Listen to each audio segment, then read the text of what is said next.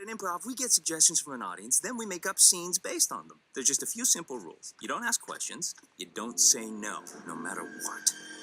And when someone makes a suggestion, you always try to build on it. We call that yes and. Yes and? Yes and. It's the most basic rule of improv, the one most people know. It's agreeing upon and forwarding suggestions and premises made by other improvisers. When done incorrectly, it can stop a scene dead in its tracks. Stop. I've got a gun.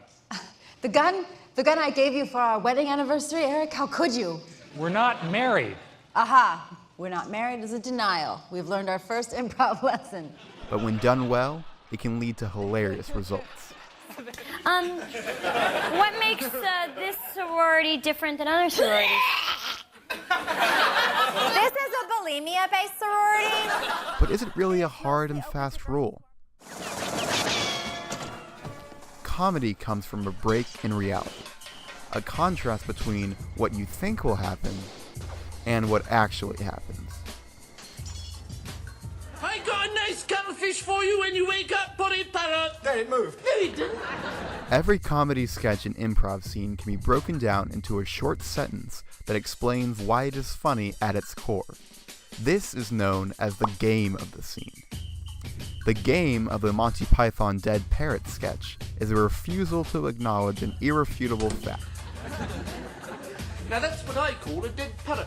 No, it's stunned. The game of the Ass Cat scene we watched previously was sororities and fraternities embracing what is normally known as a negative aspect of Greek life. We cut across campus to a fraternity, so we're basically about date rape.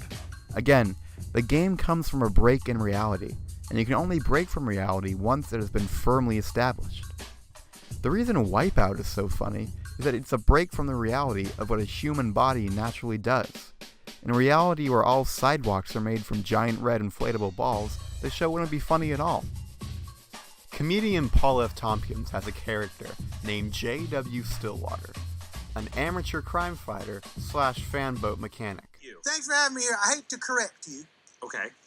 I'm not an amateur crime fighter. I'm a vigilante. Oh. Okay? Crime fighting is the hardest part. Being a fanboat mechanic, it's actually pretty easy. Yeah. Because, like, people come in with a fanboat problem, 9 times out of 10, gotta replace that fan. On an episode of the improv podcast Comedy Bang Bang, Scott Ackerman, the host, asked Tompkins as Stillwater a question. Coming to America, I was forced to see one time. The one time I flew on an airplane. You don't have to watch the movie. You can close your eyes. What? Now I know. I didn't realize you could close your eyes. I thought I paid for this, Wait, so I'm going to... How do you sleep if you don't know you can close your eyes? Now, if Tompkins were following the traditional yes-and rules, he might have agreed with Ackerman's statement and talked about how he has never closed his eyes. But instead, what he does is... Okay, now... Hold on. And this is not in a John Lennon way. I know, like you Yankees like to act like you so smart and so smug, so superior. I know that I close my eyes to sleep.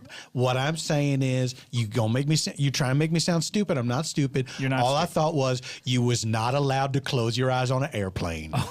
Okay. That doesn't sound stupid. No. Thank you very that's much. Legitimate. No. Tompkins doesn't yes-and Scott's statement.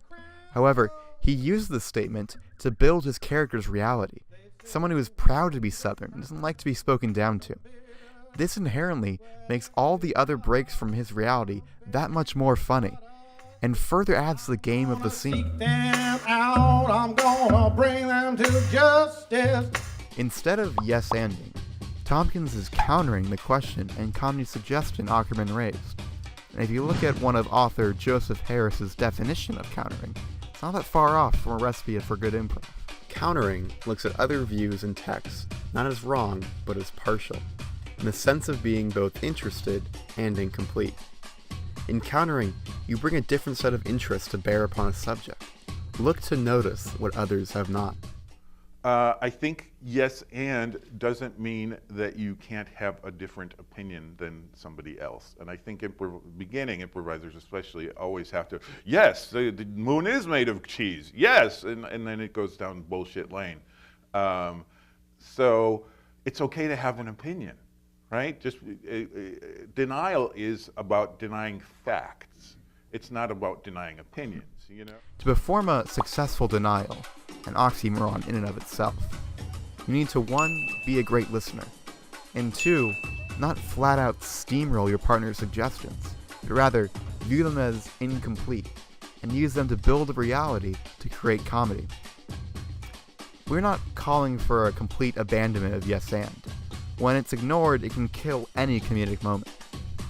Improv isn't just about trying to be as wacky and silly as possible. It's like building a house with a strong foundation of reality, and then knocking over a pillar of the reality over, and laughing at the result. I said I think I heard a crime go. They say the weed of crime bears some bitter